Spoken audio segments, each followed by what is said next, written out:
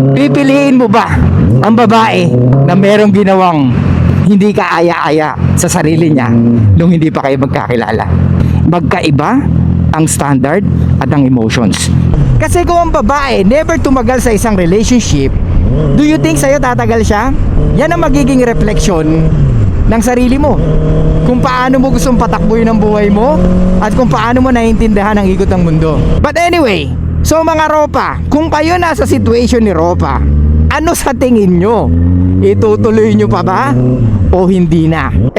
What's up mga Ropa? Good evening sa inyo lahat. Ito po ang yung lingkod Suplado Moto. Okay mga Ropa, bago tayo malis, meron akong babasahin sa inyo. Medyo mahaba lang siya. So yung Ropa natin may problema. So share ko muna sa inyo yung kwento niya. Sabi niya dito, Ropa, good evening. Need ko po advice mo. May girlfriend ako, 5 months kami. Okay naman siya, matinong babae. Lahat ng lalaki sa social niya in-unfollow niya at in-unfriend niya para sa akin. Wife material, marunong sa gawaing bahay, mabait, soft. Basta lahat na ng katangian na hinihiling ko sa babae nasa kanya na. Napaka-perfect niya. Wow! Ang problema, Ropa, na virginal lang siya sa inuman. Sheesh! Na-blackout siya at tinake advantage yung kalasingan niya. At tumagal pa ng 2 months, may nangyayari. Ito sabi ni Ropa, napaka-perfect niya. Ang problema na virginal lang siya sa inuman. Na-blackout siya at tinake advantage yung kalasingan niya. At tumagal pa ng 2 months, may nangyayari sa kanila kahit wala silang label. Okay, na-blackout siya, tapos tinake advantage siya. So, parang sinasabi ni Ropa natin na hindi ginusto ng babae. Pero, biglang sasabihin niya dito, tumagal pa ng 2 months at may nangyari pa rin sa kanila kahit walang label. Nung natapos yung about sa kanila, may isa pa siyang ex na inaya siya mag-staycation. Pumayag din siya kahit walang sila. O sabagay, ex na so walang sila. At may nangyari sa kanila. Ang ginawa ko po, nakipaghiwalay ako sa kanya kasi nakakababa ng tingin sa sarili ko bilang lalaki na ganun yung past niya. Tama ba na nakipag-break ako sa kanya? Dapat ba makipag-ayos ulit ako sa kanya? Dapat ba ako magbase sa nakaraan niya o sa present na pagtrato niya sa akin? Kasi feeling ko, Ropa, kung magagawa niyang makipag-sex ng walang status label, bakit ko siya pagkakatiwalaan na hindi ako lolokohin sa future? Pero siya ang klase ng babae na pinapangarap ko base sa pagtrato niya sa akin. Yun lang, Ropa, at sana masagot. Okay, so nag-reply tayo sa kanya. Sabi ko ilang taon na siya. So sabi ni Ropa natin 24 yung babae, tapos siya 25. Tara, samahan niyo ako habang tayo nagbabiyahe. So medyo naguluhan tayo sa kwento ni Ropa kasi sabi niya matino daw yung babae. Well, okay, sige, let's give benefit of the doubt na matino nga yung babae. Pero base sa kwento niya, na-take advantage yung babae at dun siya na-virginan. Tapos tumagal pa ng 2 months, diba? Na may nangyayari sa kanila nung kainuman niya. Bilang babae, usually kung ikaw na-take advantage ka sa inuman at sabihin na natin doon ka na virgin, anong unang initial na mafe-feel mo? Unang-una, matatakot ka, diba? Or feeling mo, dumi-dumi mo. Or pwedeng magreklamo ka, diba? Pwedeng pumunta ka kagad sa pulis. Pero bakit ganun ang nangyari? Tumagal pa ng 2 buwan, diba? So ibig sabihin, hindi siya natakot. Ibig sabihin, hindi siya na-take advantage. Nagustuhan niya. Kasi hindi mo makikita na pinilit siya eh. Kasi 2 months tumagal eh. Tapos may isa pa, yung ex niya naman. Nag-staycation sila at may nangyari kahit ex na, diba? Walang relationship nangyayari. Well, don't get me wrong mga Ropa, nangyayari naman talaga yan, diba? For sure naman, may mga napul kayong babae na kahit walang relationship, talagang pumapayag. However, syempre, eto si Ropa kasi natin, gusto relationship eh, diba? At 5 months na sila. Pero, dapat ma-appreciate niya na kinuwento ng babae yun sa kanya. But anyway, so mga Ropa, kung kayo nasa situation ni Ropa, ano sa tingin nyo? Itutuloy nyo pa ba? O hindi na? Makikipagrelasyon ka pa ba dun sa babae na alam mong pumayag nakipagtsuktsakan kahit walang label dun sa kainuman at dun sa ex niya? Yung sa ex, pamilyar eh, di ba? So, sige, palampasin natin yun. Kasi hindi naman sila nun. Ex yun eh. Pero itong nakainuman na walang label at sinasabi niya ang kwento sa atin ni Ropa na take advantage, which is for sure yun ang kwento ng babae sa kanya, parang hindi align eh. Di ba? Dito ako nagtataka mga Ropa. Bakit hindi nyo makita na hindi align yung kwento niya? Or hindi tugma? Ang daling makita eh. Kasi sinabi niya na take advantage siya. Pero tumagal ng 2 months. Diba? Hindi 1 month, hindi 1 week eh. Diba? Hindi naman the following day may nangyari uli sa kanila eh. 2 months mga Ropa. Hindi pa ba malinaw na ginusto ng babae or gusto ng babae? Imposible naman tinakot siya. Ang tagal naman ng pananakot na yun, 2 months, diba? At eto pa. Sige, alisin na natin yun. Sige, let's say tinakot talaga siya kaya napilitan siya at natapos ng 2 months yun. Eh yung sa ex, ba't pumayag siya? Ex na eh, di ba? So ibig sabihin, dapat wala nang access yung ex niya sa kanya. Pero alam naman natin, pag ex, di ba? Familiarity, diyan pwedeng may mangyari. Kaya nga maraming istorya ng mga single mom na nabuntis siya ng ex niya. Kasi yan yung tipong namimiss niyo isa't isa, or nag-away kayo, talagang hiwalayan na, tapos nagka-message na naman kayo, or talagang hiwalay na kayo pero nagka-message na naman kayo, tapos miss niyo isa't isa, bembangan na naman, di ba? Or basta biglaan na lang nakita kayo, bembangan, tapos sobrang gigil niyo sa isa't isa, yun, bang, buntis.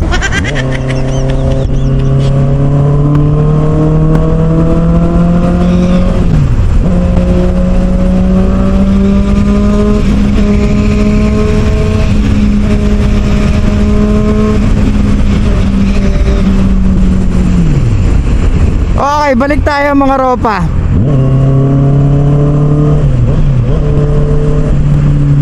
Pag ganito ka mag-isip pagdating sa babae na pinipili mo or gusto mong piliin, ibig sabihin wala ka talagang options. Pangalawa, nanggagaling ka sa emotions mo. Ulitin ko mga Ropa, there's a difference between emotions and standard. Ulitin ko, may pagkakaiba or malaki ang pagkakaiba ng emotions or feelings sa standard. Okay? Wag na wag mong kakalimutan na bilang lalaki dapat may standards ka. Hindi pwedeng mawalan ka ng standards, Ropa. Gets? Dahil at the end of the day, ikaw ang lalaki, ikaw ang mas magpo-provide ng marami pagdating sa relationship, hindi siya. Gets? At kung ganyan ang nakaraan niya, it's a fucking questionable pass. Diba? Hindi ganun kadali tanggapin yan. Pero kung willing ka, nasa sa'yo yan. Diba? At the end of the day, ikaw naman ang makikisama, hindi naman kami, Ropa. Pero yun nga, andito kami para paalalahanan ka na may risk yan. Well, hindi naman ibig sabihin na matino ang babae, wala nang risk. Any relationship, merong risk yan. Diba? Mapakaibigan, trabaho, business, laging may risk, hindi nawawala yan. Kasi pwede kang maloko or pwede kang maisahan. Gets? Pero andyan yung kikilalanin mo muna. Ang yung taong gusto mong kaibiganin, yung taong gusto mong maging ka-business, di ba? Lalo-lalo na yung babaeng gusto mong makarelasyon, Ropa. Gets? So since 5 months na kayo at hindi mo nakwento sa akin kung how many months mo siya kinilala, kaya hindi ko alam kung yung 5 months na yun ay buong pagkakakilala nyo na, di ba? Or pwedeng kakakilala mo pa lang sa kanya tapos naging kayo na. So, dun pa lang may mali na. Ibig sabihin, you are acting base dun sa nararamdaman mo, hindi dun sa gusto mong mangyari sa inyo. Gets? So, bilang lalaki, ano man ang pinipili mo or ano man ang pinili mo na desisyon sa buhay mo, yan ang magiging refleksyon ng sarili mo.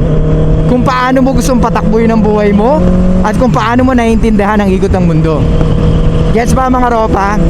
Kaya sa mga Ropa ko dyan na nahihirapan kung dapat niya bang samahan ng babae or kung dapat niya bang ituloy yung relasyon niya sa isang babae na nasa ganitong sitwasyon, ulitin ko, at the end of the day, ikaw naman magtotolerate eh, hindi naman kami. Pero tandaan nyo, lahat ng bagay na pagdidesisyonan nyo, merong kaakibat na consequences. Nandito lang si Suplado Moto para i-remind kayo na kung ano yung mga malapit sa mga bagay na pwedeng hindi ka magbenepisyo. Kaya ko sabihin sa'yo na layuan mo yan kasi hindi magiging maganda yung relationship yung dalawa. Dahil women's past is a man's future. Maliwanag?